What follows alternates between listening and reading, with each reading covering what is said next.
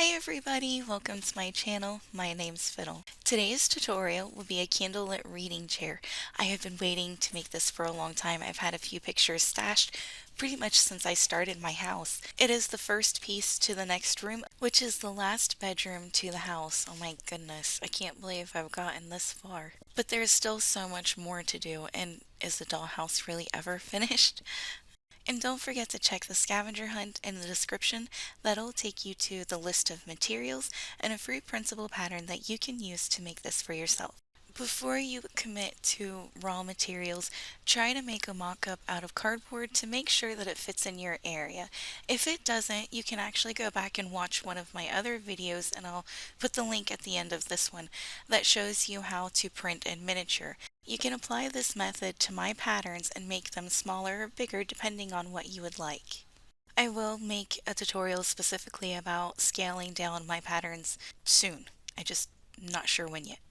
Alright, let's get started. The first thing we need to do is cut out all of our pieces. I'm not going to spend too much time on this, except for I will say that the easiest way to carve out the center without a rotary tool or easy cutter is to cut the piece in half, take out what you need, and then glue it back together. Once you have all of your pieces cut out, we are ready to start assembling. I didn't do too much sanding on these first two pieces, which are the back rest and the back rest part 2, because I wanted to get them together first and sand them that way so I didn't mess up the shape. Once you have them glued together, set them aside to dry, and we're going to work on the seat. Unlike most chairs, this one sits with the points at the front. Keeping that in mind, draw out a butt imprint. Yes, you heard me say that right. Lightly draw out and color in the area. You can make it darker in the areas that you want to be deeper, and that'll help you while you're sanding. It doesn't have to be perfect or centered, just as long as we are able to give it more depth, like it's been worn down over time. Then sand down all of your pencil markings. The darker the markings, the more you'll have to sand, and that gives more definition. And while we've got our stuff out sanding, go ahead and do the back of the chair. The camera got way too shaky and stabilization was not working in the program, so I'm just going to say sand it until it's nice and smooth. If you have any dips or divots, we can fill it with putty later. To make the seat of the chair look like it's a little bit thicker, we're going to add some sidewalls to it. You'll need one piece for each side, and I used popsicle sticks for these.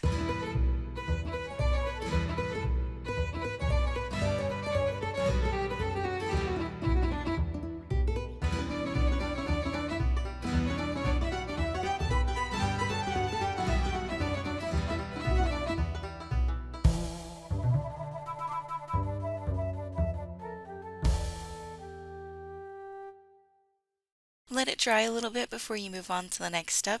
We're going to be putting on the legs. I used a square dowel and cut them in 1.5-inch increments and held them in place with clips until they were dry. You can use the lines on your craft mat, the corner of a piece of paper, or something like that to make sure that your legs are straight. Set it aside to dry, and we're going to turn our attention to the back rest. We're going to drill our holes. We don't need them to go all the way through, but far enough for it to hold a toothpick or a chopstick in place because we'll be using both. Our seat should be dry enough now that we can drill the holes in it. I'm drilling the wrong ones in this because I had a different idea at the beginning of it. Drill out the ones that are marked with red up in the corner. Originally, I had planned to make the chopsticks pointed at both ends, but then when I had them all pointed, they were still too long, so I ended up cutting them shorter, therefore cutting off one of the points, and realized that they were now too short to stick in my pencil sharpener, so I just left them be flat instead of pointed. If you would like both ends pointed, then go ahead. I just went ahead and made mine flat. Speaking of chopsticks, that's what you'll need next. I measured mine out with the tip at 1 inch long, and we'll only need 3 of these little guys. Set them aside for now, and we are going to grab the expansion arms. I put on the pattern 3 or 4 of these because my reference has 4, 2 on each side, but I only used 3 and thought I would leave that up to you. What we need to do is drill the holes, one on each end, using our pattern as a guide, then stick a toothpick through one of the holes. We'll want it to be flat on one end, but we can sand it later if need be, and we'll need to do this to 2 of these expansion bars. These are going to be the very first extension bars coming off the chair. At first, I didn't notice that these pegs were so long, but then I realized later on, as I was building it actually, that they're so long so you can raise it up higher. I thought that was interesting. Okay, we're going to take one of those ones and we're going to add a shorter peg coming out the other direction. We'll be trimming them all later. Set it aside to dry and we're going to start working on the book prop. We need to make the little strip of wood that holds the book on the shelf. I used just a bit of popsicle stick for this, but if you wanted to use a toothpick instead, you can do that too.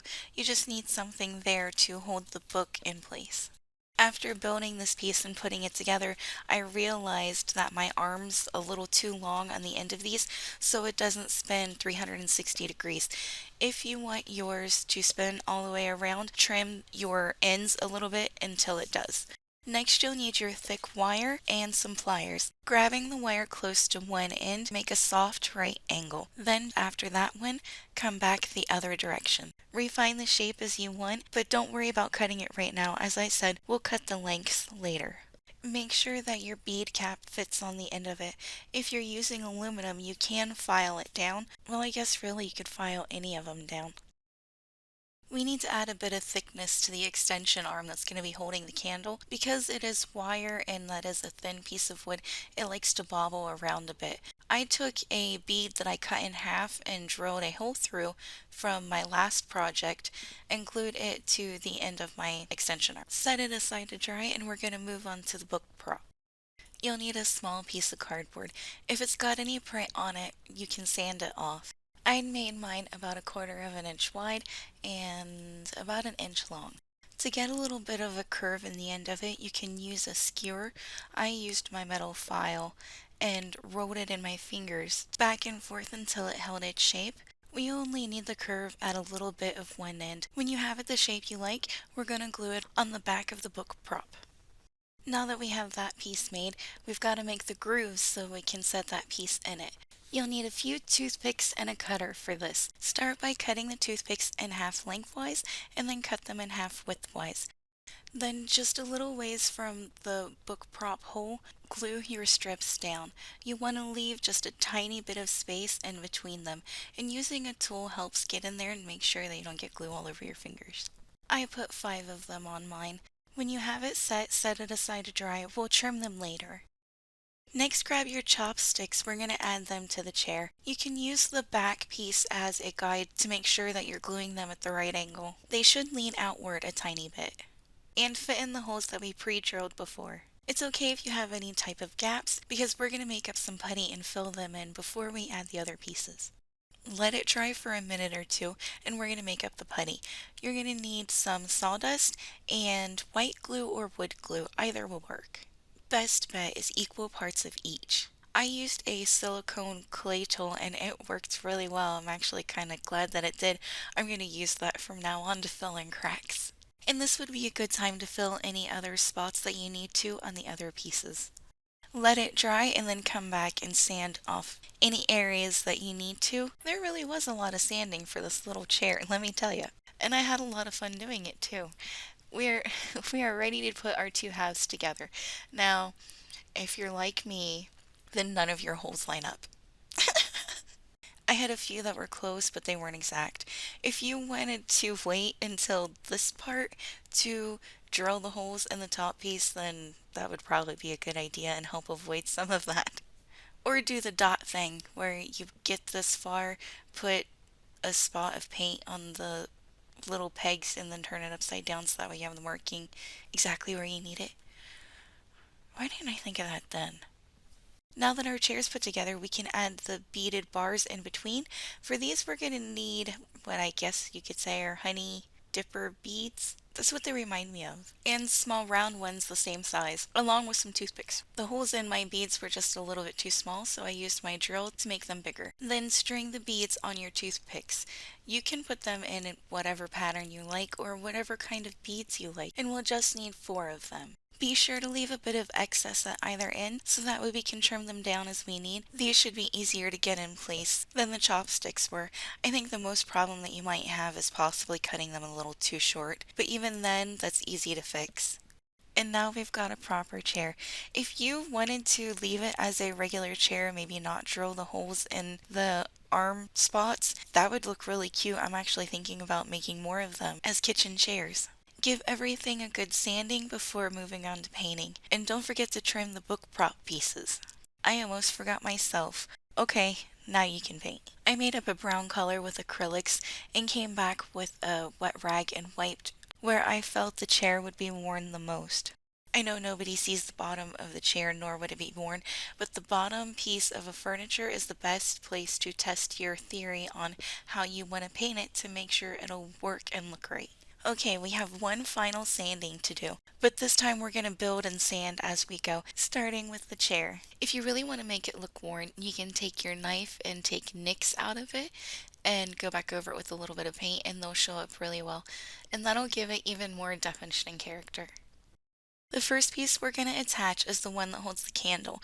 I don't have names for these pieces, so this is the one that has the bead cut in half on one end and the long post on the other. Then sand to your heart's content. Now you can add the bead to hold the post in place. This is the piece that I was talking about that you can pull it up or down depending on how high you want it. It's best to keep these posts long, just make sure that they're both the same length. Next, attach the candlestick holder just the same way as we did before. Poke it through the hole and then add a bead on the other side. We only need the wire to be long enough to fit the bead on the end of it, so if you have excess, you can go ahead and trim it off. Okay, onto the book arm. The first arm we need to attach is the one with the post at both ends. Next is the one extension arm that we didn't do anything to at all. Add a bead to the peg and then trim off the excess. The next extension is attached a little differently. You'll need a metal brad for this. First, make sure that your hole is big enough.